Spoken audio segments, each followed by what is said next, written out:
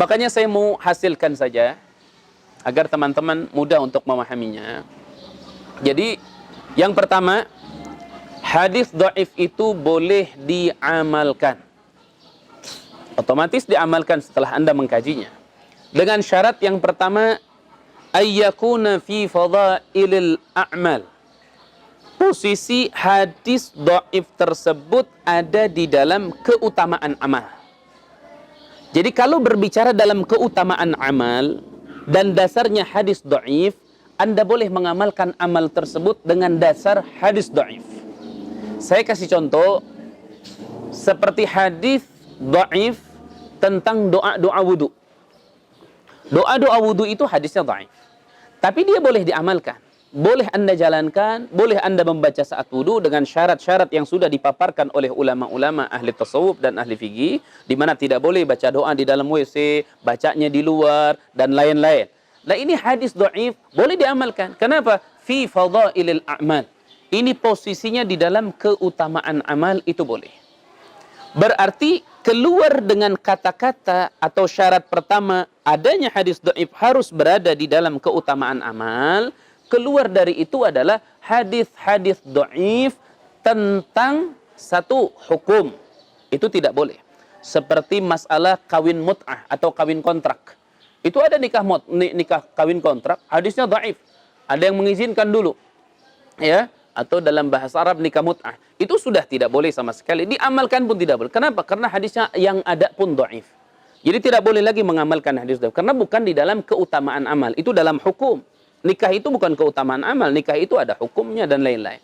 Kemudian yang kedua, contoh seperti hadis dhaif di dalam ahwalus syakhsiyat atau ahwalul alamiyah. Keadaan alam. Seperti misalnya contoh tentang hadis-hadis Imam Mahdi. Tentang hadis-hadis Sayyidina Ali bin Abi Thalib. Tentang hadis-hadis misalnya cerita huru hara kiamat. Tentang hadis misalnya cerita tentang Dajjal, tentang Imam Mahdi, di mana di dalam ahwal itu, kejadian-kejadian itu, di dalam syariat ini ada hadis-hadis dhaif yang menyikapi tentang ahwal tersebut. Maka hadis-hadis yang dhaif ini tidak boleh disampaikan, tidak boleh diamalkan. Amalkan dalam artian apabila perintahnya untuk keyakinan diyakini bahwa akan begini-begini, itu tidak boleh. Kenapa? Karena syarat pertama ini menjadi inti. Hadisun dhaif boleh dilakukan, boleh diamalkan, ayyakuna fi fadailil a'mal, adanya hadis itu di dalam keutamaan amal. Dan banyak tentang keutamaan amal yang dasarnya hadis-hadis yang dhaif. Saya kasih satu contoh. Rasulullah SAW dalam hadis, dan ini hadisnya dhaif, pernah menyampaikan tentang keutamaan-keutamaan salat tarawih di bulan suci Ramadan. Salat tarawih yang dilakukan di malam pertama begini, lakukan di malam kedua seperti ini, bahkan itu ada di dalam kitab Durratun Nasihin dan kitab-kitab yang lain. Itu adalah hadis-hadis yang dhaif.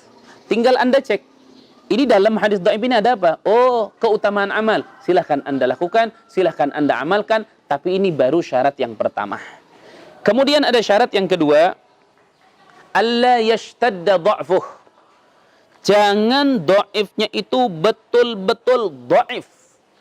Jadi kalau hadisnya betul-betul dhaif sampai jatuh kepada martabat maudhu', jatuh kepada martabat batil, jatuh kepada martabat munkar, hadis-hadis tersebut walaupun ada, itu tidak boleh diamalkan sama sekali. Dan Imam Suyuti mengumpulkan sebuah kitab, di dalam kitab itu ada hadis-hadis maudhu', hadis-hadis munkar, hadis-hadis batil, di mana hadis-hadis tersebut masuknya martabat hadis dhaif, tapi karena terlalu dhaif sehingga tidak boleh diamalkan sama sekali. Seperti contoh hadis terlalu dhaif, dan ini hadis munkar sebenarnya. Ini hadis bohong ini hadis maudhu', palsu hadisnya. Seperti hadis yang fenomena di abad keempat kalau tidak salah, atau abad kelima, itu ada hadis tentang memakan harisah. Jadi di Arab itu ada makanan namanya harisah. Harisah itu komponen intinya daging ayam sama gandum, daging kambing sama gandum, dan bumbu-bumbu yang lain, saya nggak paham. Kemudian diolah menjadilah harisah. Ada seorang pedagang di pasar Arab dulu, dia dagang harisah nggak laku-laku. Pada saat harisahnya ini nggak laku-laku, nggak ada orang yang kunjung beli, nawar, nggak ada. Akhirnya dia menempelkan pelang besar. Di dalam pelang itu ada hadis Nabi tentang keutamaan orang yang makan harisah. Dia katakan itu, qala Rasulullah sallallahu alaihi wasallam. Sampai akhirnya harisahnya laku, harisahnya luar biasa, harisahnya sampai Masya Allah. Akhirnya ulama-ulama di zaman itu merasa aneh dengan informasi tentang harisah yang fenomenal. Di mana orang sampai antriannya luar biasa. Pada saat ditelusuri, ternyata dia telah membohongkan sebuah hadis. Dan ini hadisnya hadis bohong, hadis munkar, hadis batil. Hadisnya hadis batil. Kenapa? Persyaratannya nggak ada. Dan hadis dhaif yang tadi saya sampaikan, mengamalkan boleh, tapi jangan sampai terlalu dhaif karena syaratnya nggak ada.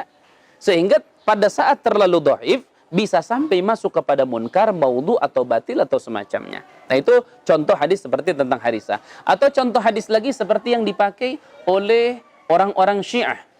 Di mana ada sebuah hadis mereka katakan bahwasanya Nabi Muhammad SAW bersabda, Aliyun afdalul bashar, faman ankarahu kafar. Yang artinya Ali itu adalah paling afdalnya manusia, siapapun yang ingkar maka dia telah murtad. Ini hadis maudhu, ini palsu, ini nggak benar hadisnya. Dan banyak lagi hadis-hadis yang lain yang bisa kita jawab atau kita contohkan di waktu yang lainnya insya Allah. Kemudian syarat yang ketiga, ayandarija tahtal ma'muli bih. Sesuatu keutamaan amal ini yang hadis dhaif, dia berada di dalam sebuah amal yang dasarnya hadis sahih, dasarnya Al-Quran, dasarnya adalah dalil-dalil yang memang akurat, baik Quran ataupun hadis sahih atau hadis hasan. Jadi hadis dhaif ini nempel di amal yang amal ini memang letaknya dalam hadis-hadis yang sahih, apalagi dalam Al-Quran. Saya kasih contoh misalnya. Contoh puasa. Puasa ini adalah amal di mana amal puasa ini sudah ada dalilnya, Qur'annya sudah ada, hadis-hadis sahihnya juga sudah ada. Nah, kemudian ada hadis dhaif yang nyangkut atau nyambung atau berkaitan dengan puasa. Maka dia diizinkan untuk diamalkan karena di bawah amal yang memang tetap dalam syariat dengan dalil-dalil yang benar. Seperti apa contoh hadisnya? Seperti tentang hadis naumus shaimi shadaqah. Tidurnya orang-orang yang berpuasa itu sedekah. Makanya banyak para pemalas di bulan puasa akhirnya tidur aja nggak tadarus. Mereka kalau ditanya, loh kok kenapa inti tidur terus ikhwan? Dia jawab, tidurnya aja sedekah, tidurnya aja pahala, tidurnya aja ibadah. Jadi nggak perlu saya baca Quran, nggak perlu baca yang lain. Nah ini hadis dhaif, boleh nggak dipegang, boleh diamalkan? Boleh silahkan. Tapi harus difahami dan dikaji dulu. Karena maksud tidurnya ibadah yang berpuasa dikala dia capek. Capek dia nahan lapar dan haus, capek dia dari tadarus, capek dia dari silaturahim dan aktif. Akhirnya dia tidur. Tidur istirahat ini dari yang capek. Dan penyebab capeknya adalah ibadah, maka tidurnya pun ibadah. Ini pengkajiannya. Tapi yang mau saya contohkan adalah ini hadis dhaif, boleh diamalkan karena dia dalam keutamaan amal tidak terlalu dhaif dan berada di bawah amal yang memang amal ini sudah disyariatkan. Seperti saya kasih contoh lagi hadis dhaif tentang mencium mencium tangan anak yatim sama dengan mencium tangannya Rasulullah SAW. Pada saat kita berinfak atau menyantuni anak yatim. Sekarang, menyantuni anak yatim ada dalam syariat. Kita jawab ada. Ada hadisnya, jelas. Qur'annya juga jelas. Itu tentang anak yatim di mana Allah berfirman yang artinya, apabila ada anak yatim, jangan pernah kalian tolak. Artinya kalian beri dan kalian santuni. Maka muncullah hadis-hadis tentang keutamaan menyantuni anak yatim. Jadi amalnya sudah ada dalam syariat. Amalnya sudah ada dalam syariat melalui Al-Quran, melalui ahadis-ahadis yang sahih. Kemudian ada hadis yang dhaif tentang keutamaan dalam menyantuni anak yatim. Nah ini seperti inilah yang dimaksud syarat yang ketiga, ayandarija tahtal ma'muli bih. Hadis dhaif tersebut masuk di dalam amaliyah yang amal ini sudah ditetapkan dalam syariat dengan hujjah dan dalil-dalil yang jelas. Kemudian yang terakhir, alla yu'taqad indal amal bihi thubutah. Kalau orang memegang hadisun dhaif, kemudian dia mengamalkan dengan syarat yang tiga terakhir tadi, maka yang keempat ini jangan sampai orang tersebut meyakini thubut daripada hadis ini. Karena posisi hadisnya dhaif. Thubut itu artinya yakin ini betul-betul dari syariat. Nggak boleh. Sudah ada, amalkan saja untuk kehati-hatian. Anda amalkan saja untuk menambahkan harapan-harapan Anda dan kesempurnaan dalam beramal. Contoh, orang kalau mendengar menyantuni anak yatim kadang-kadang malas. Tapi saat mendengar tentang hadis-hadis keutamaan amal menyantuni anak yatim, akhirnya mereka semangat. Dah, untuk menyemangati saja. Agar mereka mengamalkan, agar mereka menyantuni, di mana santunan tersebut amaliyah yang dasarnya hadisun sahih, bahkan dasarnya di dalam Al-Quranul Karim. Nah, kemudian ibadallah yang terakhir, sahabat-sahabat fillah yang dirahmati oleh Allah, yang terakhir, saat Anda sudah memahami apa yang tadi saya sampaikan, maka bahayalah orang-orang yang gegabah dan sembarangan menyampaikan tentang hadis dhaif. Apalagi hadis-hadis di mana hadis itu bisa menanamkan was-was kepada hati umat Islam. Dengan hadis yang ada di situ rasa takut, ada di situ rasa khawatir, itu tidak boleh. Itu tidak boleh sama sekali. Hadis dalam keutamaan amal pun apabila dhaifnya terlalu dhaif, itu tidak boleh disampaikan.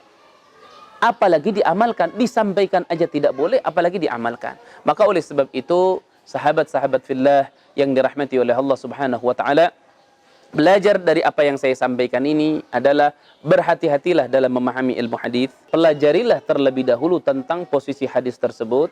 Kemudian carilah guru yang tepat, yang betul-betul guru itu memahami tentang ilmu di dalam istilah hadis. Karena kalau orang yang belajar ilmu fikih belum tentu paham hadis, belajar ilmu alat belum tentu paham hadis, maka saat Anda ingin bertanya di dalam ilmu hadis, tanyakanlah kepada ahli hadis. Sebagaimana Anda ingin bertanya tentang fikih, tanyakanlah kepada ahli fikih. Anda ingin bertanya tentang tafsir, tanyakanlah kepada ahli tafsir. Karena kalau Anda bertanya bukan kepada ahlinya, maka Anda tidak akan mendapatkan jawaban yang tepat dan benar, apalagi jawaban yang sempurna di dalam hal yang ingin Anda ketahui atau Anda tanyakan. Itu saja insyaallah, mudah-mudahan bermanfaat untuk kita semuanya. Dan di lain kesempatan akan kita tambah lagi. Wallahu a'lam bishawab. Assalamualaikum warahmatullahi wabarakatuh.